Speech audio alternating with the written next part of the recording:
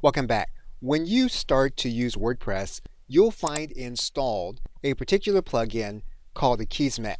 Likely that plugin is going to need an update and it's going to need to be activated. So we're going to do both at this time. We're going to update Akismet. The plugin is now updated. You can enable auto updates. Now you are going to want to research to determine if this is something that you want to do. We are going to enable the updates. Now that we have enabled auto updates for Akismet, we're going to activate Akismet. You are now going to have a choice. You can set up a new Akismet account, or you can manually enter an existing API key that you already have for Akismet. We are going to manually enter an API key that we already have from another site using Akismet. We're going to click on Enter the Key, and we're going to get the key from another site, and we're going to add it to Akismet. We're going to go inside of another site.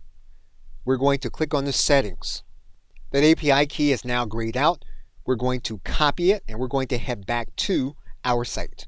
We've entered our API key to Akismet, and Akismet is now protecting our site from comment spam. We can make Akismet more secure.